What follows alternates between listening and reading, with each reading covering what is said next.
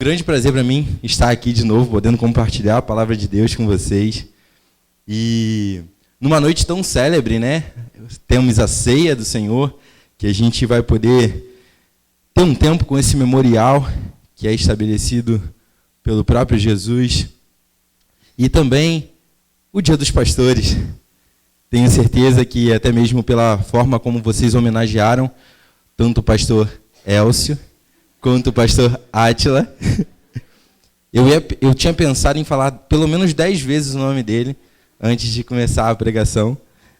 E tenho certeza que vocês têm uma gratidão muito grande pelos seus pastores. E é uma tarefa sensacional.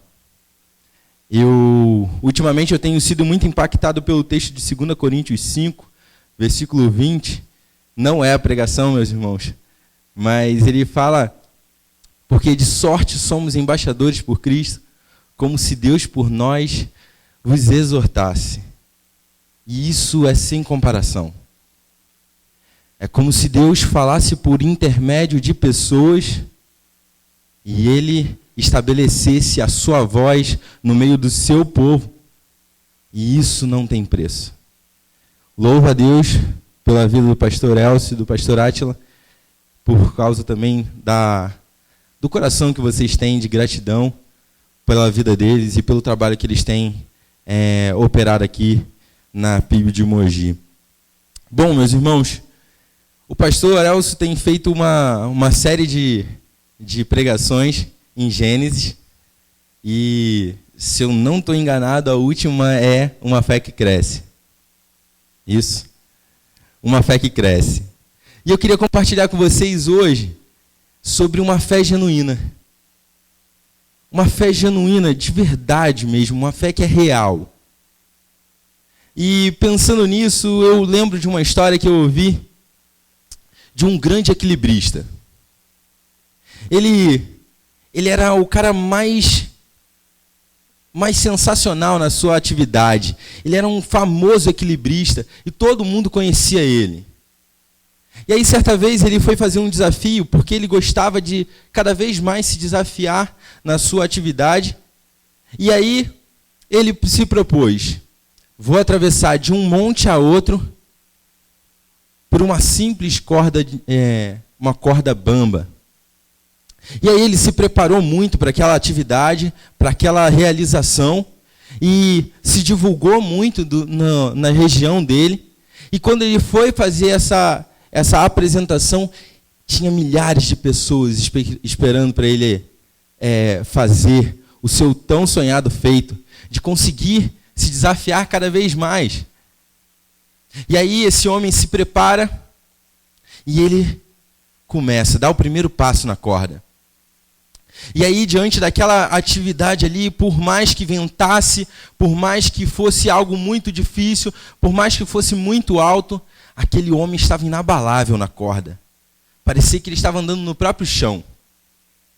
E aí ele vai com muita tranquilidade, muita calma, ele consegue atravessar de um monte a outro. E quando ele chega no outro lado, o pessoal ovaciona ele, aplaude. Você é o maior, você é o maior.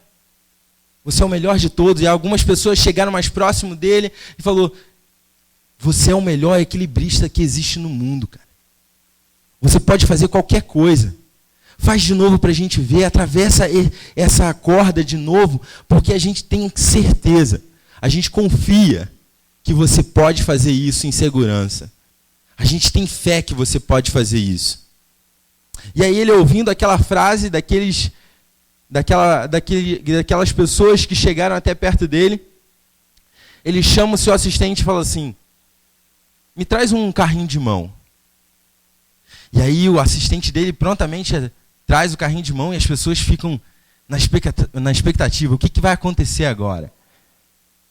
E aí ele pega aquela pessoa que veio falar com ele, que possuía fé, falou que tinha plena certeza que ele poderia atravessar novamente aquela corda tranquilamente, sem nenhum problema. E aí esse homem fala assim, o equilibrista fala para esse homem: você tem fé que eu posso atravessar isso aqui? Ele falou assim: eu tenho fé que você pode atravessar. Ele falou assim: então senta no carrinho de mão e eu vou atravessar com você até o outro lado.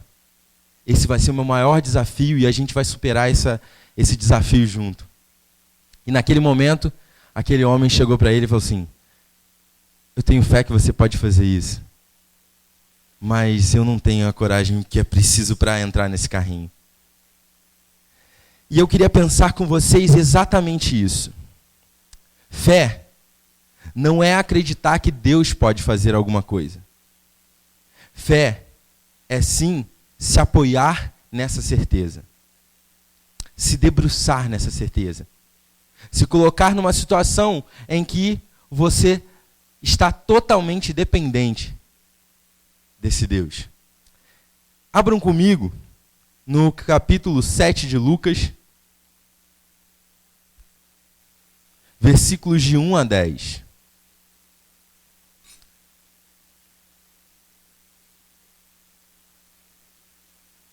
Meus irmãos, se eu tiver algum problema na leitura aqui, é porque eu não estou acostumado com a NVI ainda. Estou me adaptando. Então, vamos ler o versículo de 1 a 10 de Lucas 7.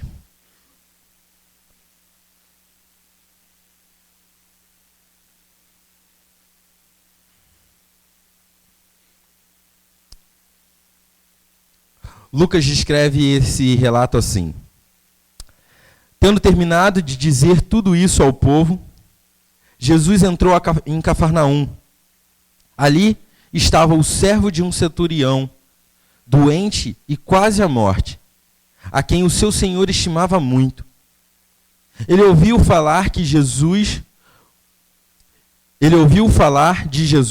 e enviou-lhe alguns líderes religiosos dos judeus, pedindo-lhe que fosse curar o seu servo. Chegando-se a Jesus, suplicaram-lhe com insistência: este homem merece que lhe faça isso, porque ama a nossa nação e construiu a nossa sinagoga. Jesus foi com eles. Já estava perto da casa do centurião, quando o centurião mandou amigos dizerem a Jesus: Senhor, não te incomodes, pois não mereço receber-te debaixo do meu teto. Por isso, nem me considerei digno de ir ao teu encontro. Mas dize uma palavra, e o meu servo será curado. Pois eu também sou homem sujeito à autoridade, e com soldados sob o meu comando. Digo a um: vá, e ele vai. E a outro: venha, e ele vem. Digo ao meu servo: faça isto, e ele o faz. Ao ouvir isso, Jesus admirou-se dele, e voltando-se para a multidão que o seguia, disse: eu lhes digo que nem em Israel encontrei tamanha fé. Então, os homens que haviam sido enviados voltaram para casa e encontraram o servo reestabelecido. Vamos orar?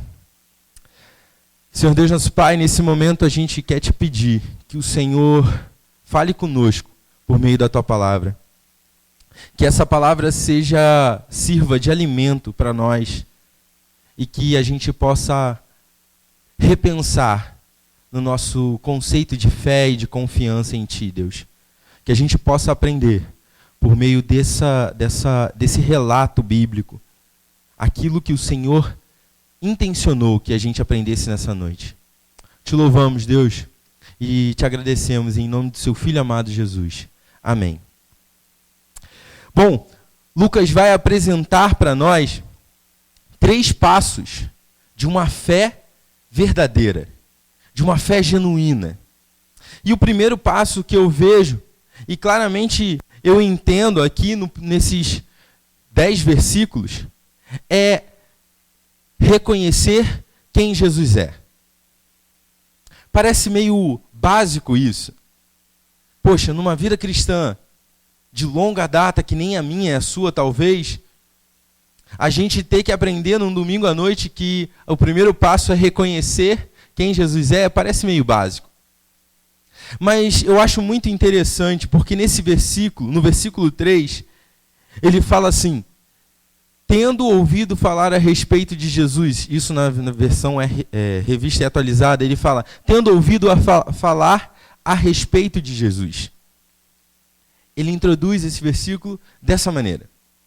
Antes da gente explicar um pouco sobre esse versículo, eu queria pensar com algumas coisas com vocês a respeito desse centurião. O centurião, ele era um oficial romano, que comandava uma tropa de 100 soldados. Ele era responsável pela guarda da cidade. E é interessante a gente notar que esse centurião em específico aqui que Lucas relata, ao contrário da maior parte deles, se não todos, ele era bem quisto pela sociedade judaica.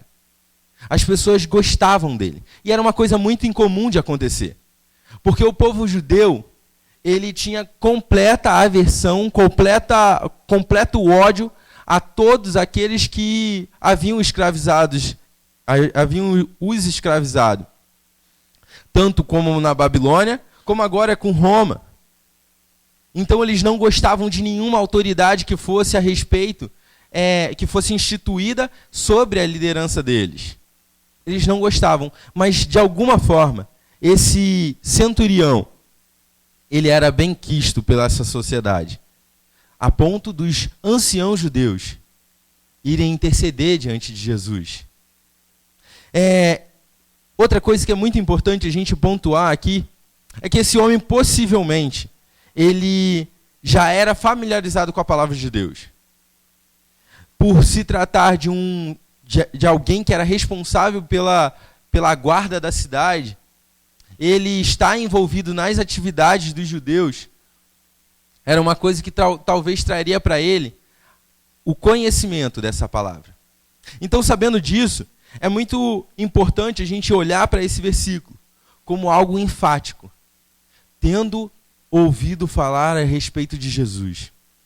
Por mais que esse homem nunca tivesse visto pessoalmente esse Jesus, por mais que ele nunca tivesse ouvido algum sermão de Jesus, ele conhecia Jesus. Ele sabia de quem se tratava quando foram anunciar que Jesus estava entrando em Cafarnaum.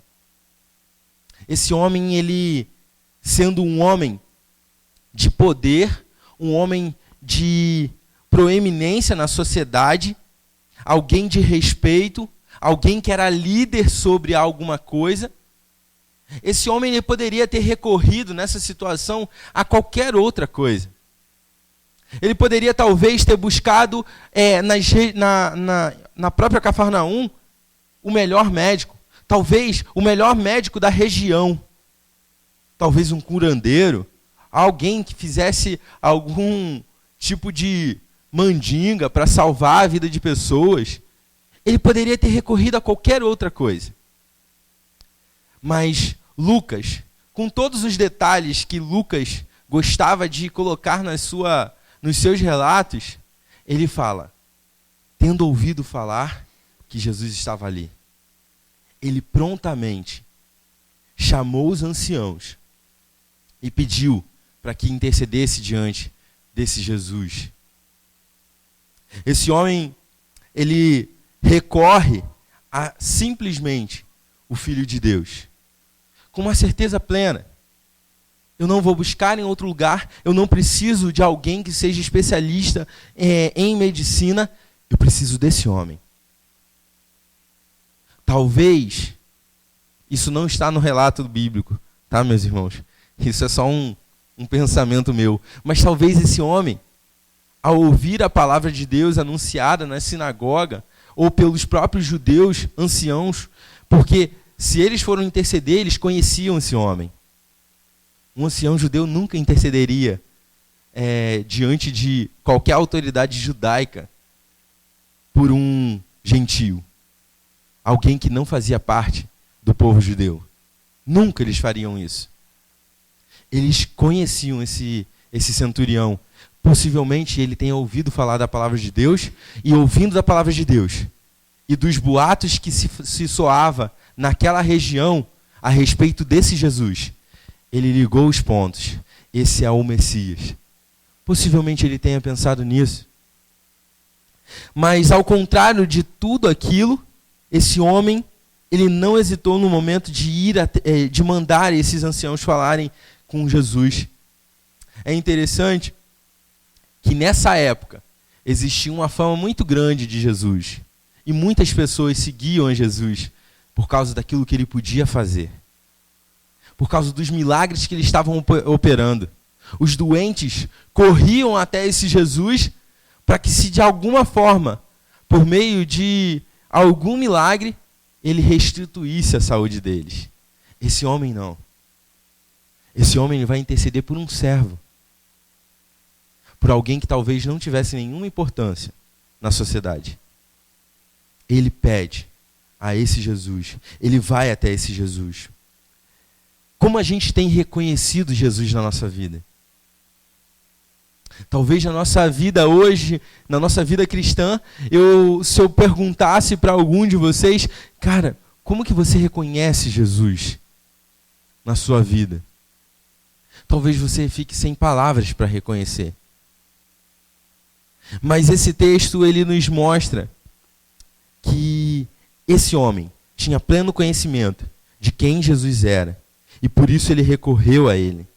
Ele sabia que não se tratava de um charlatão, de alguém que estava enganando pessoas, porque ao contrário do que muitos pensam, essas coisas místicas que têm sido feitas nos púlpitos das igrejas, não é uma coisa de hoje. Não foi esses apóstolos que inventaram nesse século vender a fé. Isso já existia antes. Isso já existe há muito tempo. Mas esse homem, ele sabia que esse Jesus não era um charlatão. Que não era qualquer um. E como a gente pode, de fato, aplicar isso? Paulo, eu entendi o que você quer falar. Mas como que eu posso aplicar isso na minha vida? Como eu posso reconhecer Jesus? Algumas dessas pessoas que têm ouvido falar desse evangelho comerciável, né? Algumas dessas pessoas acreditam que Jesus é um gênio da lâmpada mágica. É aquele com quem eu vou conversar para resolver meu problema. Eu posso ter 3 pedidos para Jesus. Poxa, Jesus, na situação que o mundo está hoje, 3 pedidos é muita coisa. E aí, às vezes, a gente age com Jesus, o nosso Salvador, da mesma forma como um homem de uma fantasia, história, ou qualquer coisa do tipo, agiria com um gênio. Eu vou pedir isso, isso e isso.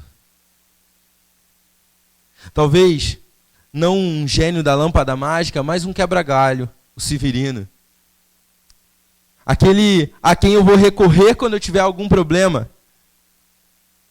Aquele a quem eu vou suplicar quando minha esposa estiver com câncer, ou minha mãe estiver no leito de morte, ou aquele que eu vou recorrer quando eu tiver problema financeiro. Jesus não é esse. Jesus não é esse tipo de homem. Jesus é aquele que um dia salvou as nossas vidas. Morreu para pagar o preço que nenhum de nós poderíamos pagar.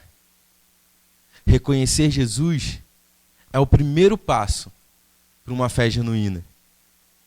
E Lucas, continuando o relato dele, ele vai passar para o segundo passo de fé, que é reconhecer quem nós somos. É muito interessante quando a gente vê o relato de Lucas, dos versículos 4 a 7, ele vai dar de forma muito, acho que é perspicácia mesmo de Lucas. Ele dá 2 perspectivas sobre o mesmo homem. A perspectiva dos judeus e a perspectiva do próprio centurião. Ele primeiro levanta a perspectiva dos judeus, os anciãos que foram até Jesus interceder por esse homem. Ele chega diante de Jesus e a primeira coisa que eles falam: Jesus, atende o pedido desse homem, porque ele merece. Ele é digno que o Senhor conceda esse favor a ele. E aí eles estabelecem um padrão. para essa avaliação de digno ou não. Eles falam, é alguém que ama a nossa nação, que ama a nossa causa, e é alguém que construiu a sinagoga. De forma interessante, Lucas, posteriormente a esses versículos, ele dá a perspectiva do homem, do centurião. E aí, na perspectiva do centurião, vemos como, de fato, nós podemos reconhecer quem nós somos. E na perspectiva do centurião, ele afirma, Jesus, eu não sou digno que o Senhor entre na minha casa.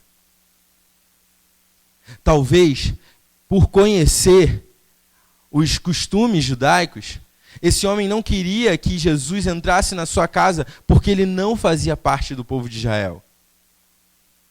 Mas esse homem claramente reconhece que ele não era digno de receber Jesus na sua casa.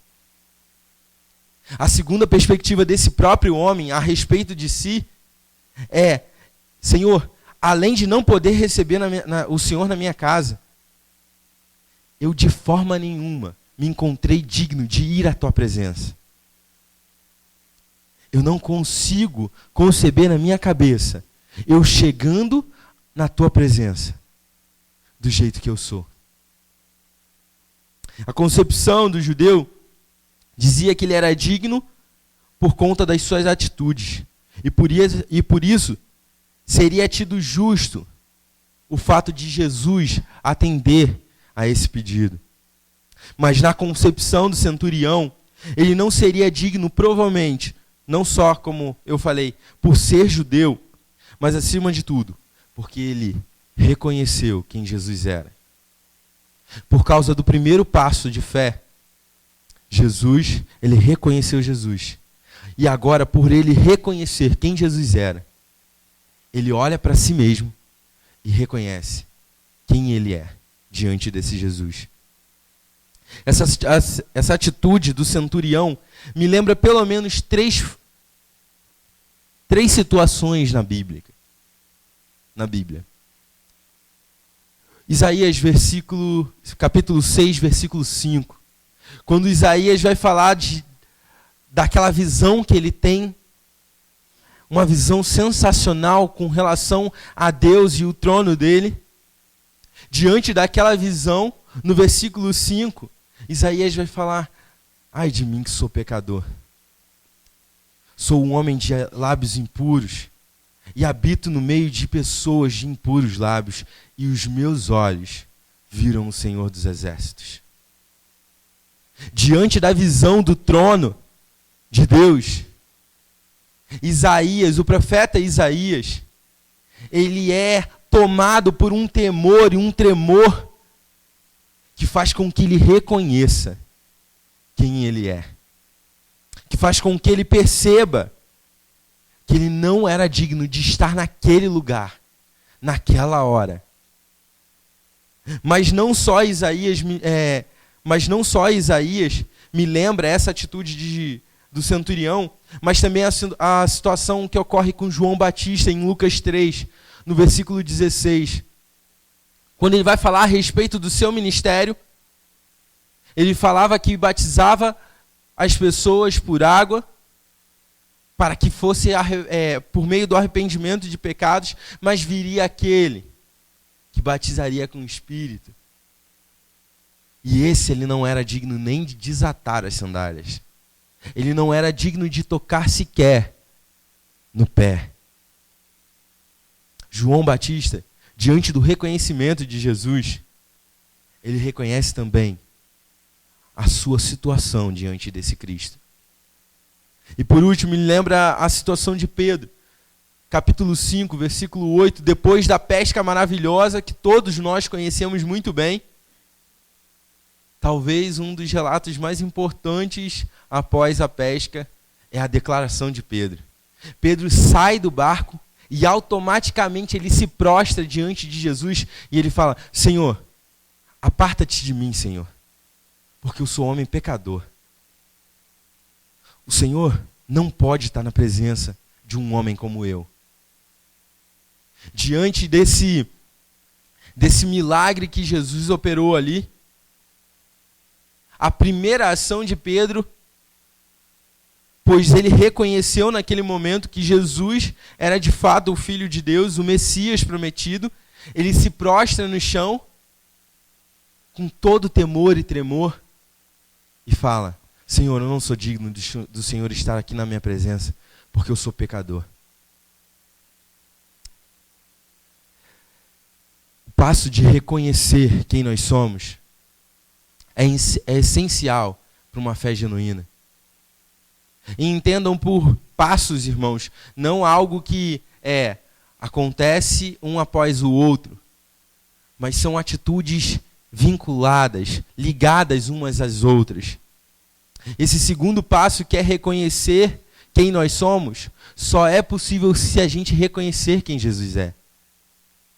Porque quando a gente ainda não conhece esse Cristo Jesus, quando a gente ainda não entendeu essa mensagem de salvação que é anunciada por meio da vida desse Jesus, a gente está completamente impossibilitado de reconhecer quem nós somos e do que nós carecemos, que é a salvação. Nós não temos como. Por isso é necessário que a gente reconheça quem Jesus é. E reconhecendo quem Jesus é, a gente olhe para a nossa vida e possa reconhecer quem nós somos e de onde nós saímos. Efésios capítulo 2 vai falar sobre isso. Vai falar de onde nós fomos tirados debaixo da ira de Deus. Estávamos sem Deus no mundo. Estávamos afastados das alianças com Deus. Mas por causa de Cristo Jesus, nós fomos reconciliados e agora nós fazemos parte dessa família. Reconhecer quem nós somos é essencial para uma fé genuína. Cada um de nós aqui, diante da palavra de Deus e diante do reconhecimento de Jesus, de quem Jesus é, precisamos olhar para a nossa vida e ver que nós somos pecadores, agora sim remidos, mas completamente necessitados dessa graça de Cristo. Lucas, ele continua o seu relato e ele vai apresentar para nós o terceiro passo para uma fé genuína. E esse terceiro passo é reconhecer o poder de Jesus. Nós precisamos reconhecer o poder de Jesus. E esses últimos versículos, confesso a vocês, irmãos, são os versículos que, para mim, no Novo Testamento, são os que mais me impactam. Eu amo Paulo e a teologia que ele pôde produzir por meio da inspiração do Espírito Santo, sem dúvida. Mas esses últimos versículos, do final do versículo 7 até o versículo 10, talvez seja a maior declaração do Novo Testamento, junto com a de Pedro. E aí, no final do versículo 7, Lucas vai falar assim: eu não sou digno, eu não considerei digno de ir até o teu encontro, Senhor. Mas dize uma palavra, e o meu servo será curado. Pois também sou homem sujeito à autoridade e com soldados sobre o meu comando. E digo a um, vá, e ele vai. E a outro, venha, e ele vem. Digo ao meu servo, faça isso, e ele faz. Terceiro passo para uma fé genuína é reconhecer o poder desse Jesus. Esse centurião, ele vai fazer uma das maiores declarações a respeito desse Jesus que nós podemos conhecer em toda a Bíblia. Jesus vem por várias vezes advertindo as pessoas com relação ao propósito delas estarem seguindo a Jesus. Várias vezes no Novo Testamento você vê isso. Jesus falando por meio de parábolas, ou às vezes até mesmo por meio de palavras diretas, falando que aquelas pessoas estavam seguindo por um propósito errado, mas esse homem vai na contramão de tudo.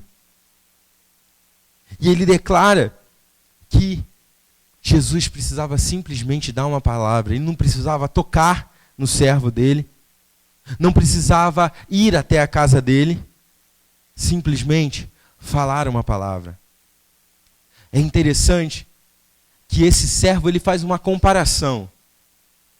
E essa comparação traz à tona tudo aquilo que é importante nesses versículos. Porque ele faz a comparação com ele mesmo. Ele fala para Jesus, por meio desses anciãos: Senhor, o Senhor não precisa ir até a minha casa. E eu também não me sinto digno de te ver. Mas simplesmente dá uma ordem. Porque eu também sou homem de autoridade. Eu estou sujeito à autoridade. E quando ele faz essa comparação, aquilo que ele vai falar em seguida se torna muito mais claro quando ele vai dar a perspectiva de Jesus. Porque ele fala: eu sou um homem de autoridade e eu tenho servos à minha disposição. Eu posso falar a esse, vai, e ele obedece à minha ordem. Porque ele está sob o meu comando. Porque ele está debaixo da minha autoridade e ele não tem outra opção. Eu falo a ele, vai, e ele vai. Eu falo a outro, vem, e ele vem. E eu falo àquele, faz isso, e ele faz. Porque eles não têm opção nenhuma. Eles simplesmente têm que obedecer à minha ordem. Quando esse homem declara isso, a comparação com Jesus, ele estava lidando com a morte de um servo. E aí ele fala assim para Jesus: Senhor, eu tenho plena convicção que o Senhor é o dono da vida e da morte. O Senhor é dono de todas as coisas. O Senhor tem a autoridade máxima sobre qualquer situação. E eu creio que se o Senhor falar para a morte, sai desse homem, a morte não vai te obedecer automaticamente, porque ela te deve obediência. Se o Senhor ordenar vida sobre o meu servo, automaticamente ela tem que obedecer, porque ela está sobre o seu comando. E não há possibilidade dela não obedecer a ti, Deus, Jesus. Porque o Senhor é a autoridade máxima sobre vida e morte. Esse centurião, quando ele faz essa declaração, ele está constatando que Jesus era Senhor de todas as coisas, de inclusive a morte. E de forma impressionante, Lucas ele encerra o seu relato descrevendo uma ação completamente singular. Uma reação da parte do próprio Jesus, do próprio Filho de Deus. E essa reação de Jesus só acontece 2 vezes em todo o Novo Testamento. E, interessantemente, ela acontece nos seus opostos. Porque ela acontece aqui com o centurião, onde Jesus se admirou da fé desse homem. E a segunda vez que ela acontece é quando fala que Jesus se admirou da falta de fé do povo de Israel. Somente 2 vezes essa ação de Jesus, essa sensação por parte de Jesus foi relatada em todo o Novo Testamento. Jesus se admirou com a fé desse homem. Precisamos reconhecer o poder desse Jesus. Nós precisamos, para que tenhamos uma fé genuína, nós precisamos reconhecer quem Jesus é. Reconhecendo quem Jesus é, reconheceremos quem nós somos diante desse Jesus. E reconhecendo quem nós somos, precisamos reconhecer também o poder desse Jesus. De uma forma muito prática, eu vivi reconhecer o poder de Jesus. Sexta-feira retrasada, o meu avô foi me visitar. Meu avô é um cara sensacional. Amo demais ele. Completamente piedoso, um homem muito dedicado ao evangelho. E ele foi me visitar porque ele tinha ido fazer um exame. E ele saiu do exame e automaticamente foi lá em casa para poder também, não só compartilhar que estava tudo bem, mas para saber como nós estávamos. E minha mãe e o meu sobrinho estavam doentes. E aí, quando ele chegou em casa, a primeira coisa que ele percebeu é que eles estavam doentes. E a primeira coisa que ele faz: vamos orar. Vamos orar para Jesus, para Deus curar a doença. E na hora, eu tive a atitude mais ridícula esperada de um cristão. Eu sorri de canto de boca meio debochada assim para ele. Eu falei assim: pô, vô, o senhor tá virando pentecostal? E aí, nesse momento, meu avô começou a orar.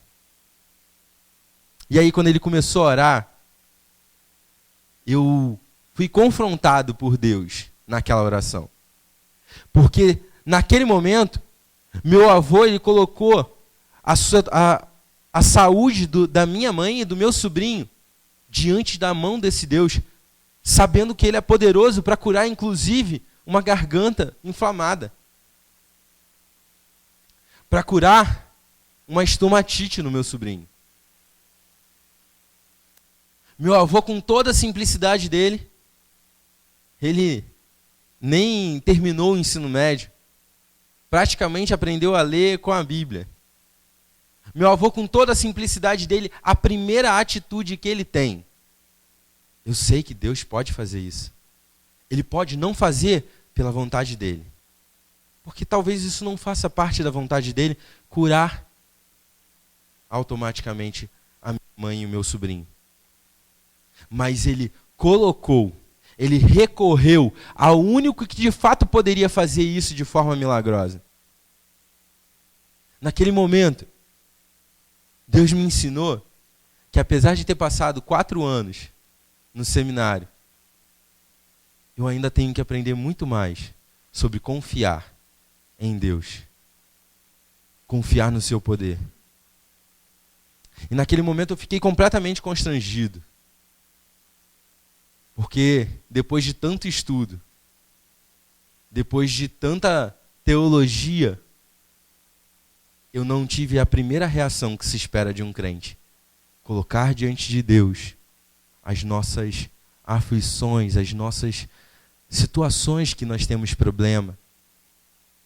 Colocar para esse Deus que é poderoso para curar sim um câncer, para abrir sim um mar, para fazer sim a terra parar, para curar uma gripe. Eu não dispus o meu coração a confiar no poder desse Jesus. Meu desejo nessa noite é que Deus gere em nossos corações uma fé genuína, tal como desse centurião. Que não seja simplesmente algo raso, que não fique simplesmente na nossa cabeça. Porque conhecer de Jesus, saber quem Jesus é e saber quem ele foi, todos sabem. Muita gente sabe. Tiago vai falar até que o diabo e os seus anjos sabem disso. Que não fique meramente no conhecimento, mas que nós possamos nos debruçar de fato, nessa confiança, nessa certeza. Meu desejo é ter uma fé que faça com que Deus se admire. O desejo do meu coração, sincero, depois de estudar esse texto, e depois das situações que aconteceram na minha vida, é ter uma fé que admire a Deus, que traga admiração de Deus. Que talvez Deus, é claro que Deus olha de fato para a gente em todo tempo, Ele sabe de todas as coisas. Mas como se Deus não soubesse, ou como se Deus não estivesse vendo para você agora, e aí quando você tem aquela atitude, chamou a atenção de Deus. Esse centurião faz isso aqui, com Jesus. Chamou a atenção de Jesus. Deus quer que nós confiemos nele, a ponto de poder subir num carrinho de mão, para que ele atravesse essa corda. Na certeza de que de fato ele pode fazer isso, sem problema nenhum. Com toda a convicção de que chegaremos ao outro lado, sãos e salvos. E que aquele carrinho é o lugar mais seguro para se estar em toda a terra. Esse é o meu desejo nessa noite, meus irmãos. E que a gente possa sair aqui nessa noite desafiado a buscar uma fé genuína, que de fato se apoia na certeza de que Deus pode fazer as coisas. Que a gente se lembre de reconhecer quem Jesus é, reconhecer quem nós somos e reconhecer o poder desse Jesus. Amém? Oremos. Senhor Deus, nosso Pai, muito obrigado pela Tua palavra, Senhor. Porque a Tua palavra, ela confronta a nossa vida e faz com que a gente olhe para detalhes, para algumas coisas que a gente ainda não tinha parado para perceber que estávamos falhando, Senhor. E diante dessa confrontação, Senhor, prepara o nosso coração para estar disposto a corrigir esses erros. Prepara o nosso coração e a nossa disposição para que a gente coloque em prática tudo aquilo que a gente foi confrontado, Senhor. Deus, eu creio plenamente que todos aqui querem buscar essa fé genuína e querem se aprimorar cada vez mais na sua vida cristã. Então, por isso, Senhor, eu te peço, capacita a nossa vida para que a gente consiga tal feito, Senhor. Abençoa, Senhor, as nossas vidas. Nos ajuda naquilo que temos tido dificuldade, Senhor. Senhor, faça com que a gente ame a Ti de tal maneira que a gente recuse tudo aquilo que o mundo pode oferecer. Que essa fé genuína seja realidade nas nossas vidas. E que nunca esqueçamos de buscá-la cada vez mais. Que nunca esqueçamos de buscá-la diariamente, Senhor. Para que cada vez estejamos mais próximos de Ti. Com maior intimidade contigo, Deus. Senhor, esse é o desejo dos nossos corações, Pai. Leva-nos tranquilamente para as nossas casas em segurança, Senhor. Te pedimos isso, agradecido por tudo aquilo que o Senhor já fez nessa noite. E oramos assim, em nome do Seu Filho amado Jesus.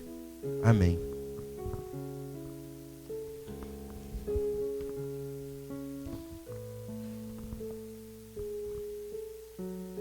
Graças a Deus. Eu peço que as pessoas que vão